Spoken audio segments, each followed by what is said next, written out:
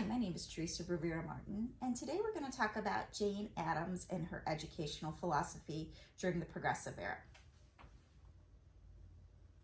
So I grew up in Chicago, and Jane Addams was one of those women that we always talked about.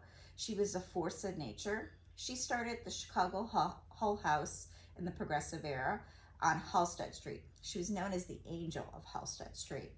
She helped Eastern European immigrants settle into the United States with her Hull House. She offered all kinds of classes there, citizenship classes, a daycare, a kindergarten. She started it with a woman by the name of Ellen Gates Starr, and she took this idea and expanded it to Chicago public school curriculum and her ideas on vocational education and women. So Chicago at the time period was industrializing. It had factories everywhere. So all these immigrants that came in needed a place to work, and Jane Addams knew that, and she wanted to prepare them for that. So she felt that Chicago public schools weren't serving children the correct way, and she wanted to add vocational classes to the curriculum to get out of that boring traditional curriculum that really wasn't going to help these immigrants get jobs in the public sector. So she believed not only that women and men should be taught vocational classes, but women specifically should have their own schools to teach them vocational skills like being a seamstress, milliner, a designer, a dressmaker. And on top of that, she wanted them to know that when she sat down for a union meeting, what collective bargaining was and what their rights were. So they wanted not only to be educated in the skills to be successful in the factory, but also the skills to be successful in the union.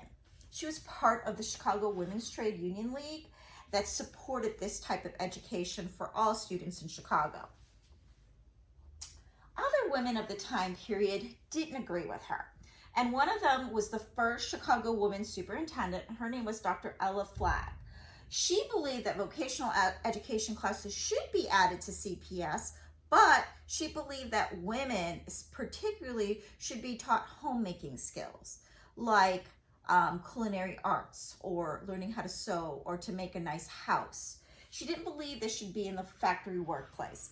And her and other women in the Chicago Women's Club were basically saying that women didn't need to be in the workplace. They can just be at home raising their children to have a better society.